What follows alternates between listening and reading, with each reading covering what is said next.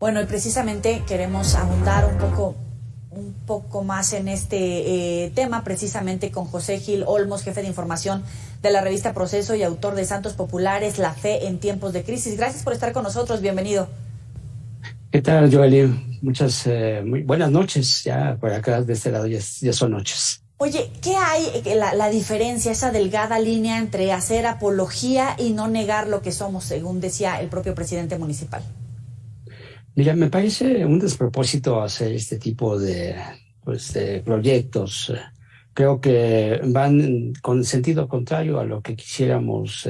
Me imagino que la mayoría de los mexicanos, de no hacer apología a ningún personaje, pues que tiene una historia nada heroica, sino todo lo contrario, una historia llena de sangre, de desapariciones, de crimen organizado en general.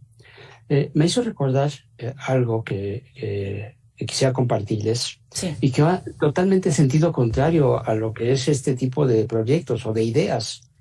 En Corleone, en la isla de Sicilia, es un pueblo muy simpático, ¿no? Está a la orilla del mar.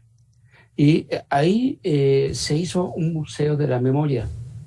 Y en esa casa, en este pueblo de Corleone, se puso todo el archivo del maxiproceso que en los años 70 hubo en Italia para combatir a la mafia, a la mafia siciliana.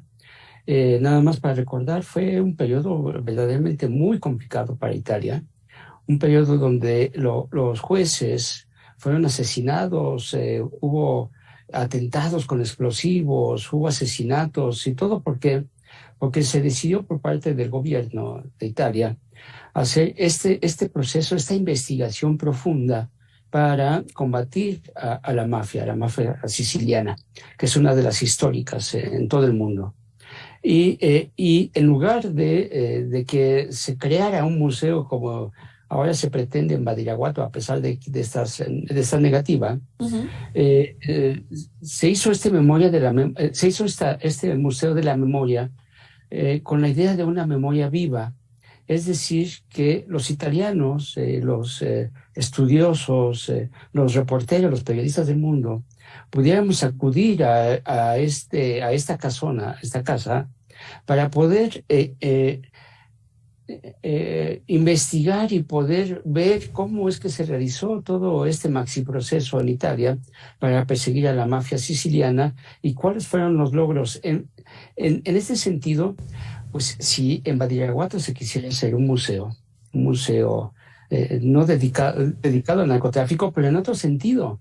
O sea, podría ser un museo de la memoria viva de las víctimas de muertos y desaparecidos por el crimen organizado durante tanto tiempo.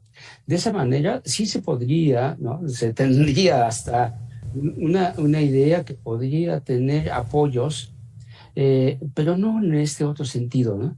Pero, Creo que es un verdadero despropósito poner como héroes a figuras como Chapo Guzmán, como el Mayo Zambada o como otros personajes, pues que tienen una parte importante en la historia contemporánea del país, pero pues llena de sangre, manchada de sangre, de violencia y de todo esto que hemos vivido pues en los últimos 40, 50 años y que no para. Entonces, esa idea de presidente municipal, que en un principio sí, pues lo que escuchamos es que sí tenía la intención de hacerlo, pero que una vez que se tiene esta crítica en medios, y me parece que en redes sociales, sí. Muy razonada, pues se está echando para atrás. Pero Estamos parece que el edificio ya esta estaba, ¿no? Tal vez precisamente están evaluando la reacción incluso de la propia gente, pero hablar de que se pueden exhibir objetos del Chapo, como bien mencionabas, de El Mayo, de Caro Quintero, es un contrasentido, ¿no? A esta apuesta que por lo menos tenían en el discurso. Totalmente. Y mira, si lo que estamos hablando es de estos museos o de monumentos de memoria viva, Uh-huh. por ejemplo, en Estados Unidos hay varios monumentos donde hay un reconocimiento a la lucha de la comunidad negra por los derechos civiles y políticos. Sí. Eh, También hay en Sarajevo, hay unos museos, hay un museo vivo para las víctimas de esta guerra sangrienta que hubo en los años 90, o en lo que les decía, en Sicilia, este museo archivo vivo del maxi proceso que se hizo en contra de la mafia siciliana. Pues en México creo que nos hace falta precisamente acciones, pero en otro sentido. Claro. O sea, no hacer una apología de la violencia, pues poniendo como héroes a estos personajes. Oye, José, fíjate que cuando estábamos planteando la posibilidad de buscar una entrevista para conocer estos contrastes, mucha gente leía en redes sociales u opinaba que, por ejemplo, vas a Medellín, a Colombia, y sigue la casona, ¿no?, de Pablo Escobar en la carretera, permiten acceder. Todavía hay ciertos lugares donde pues le guardan cierto respeto.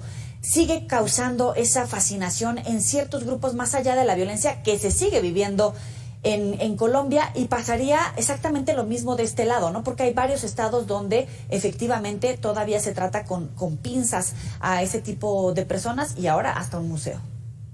Sí, Joely, yo creo que cuando vemos este tipo de fenómenos sociales, Ajá. donde se hace pues un homenaje a este tipo de personajes como Escobar, o como me recuerda ahorita este caso de Nazario Moreno, que uno de los dirigentes de la familia michoacana y de los caballeros templarios, que se hizo santo popular, vivo, y en los pueblos donde tenían un control la familia michoacana, había una capilla donde estaba la figura estilizada tipo Jesucristo de Nazario Moreno, y le rendían culto.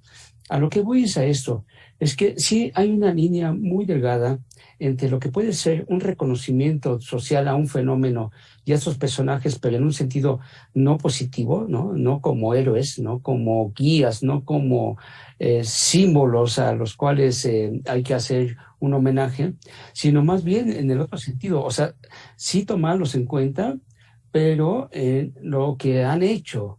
Y Pablo Escobar igualmente fue uno de los personajes pues, más sangrientos en la historia de Colombia.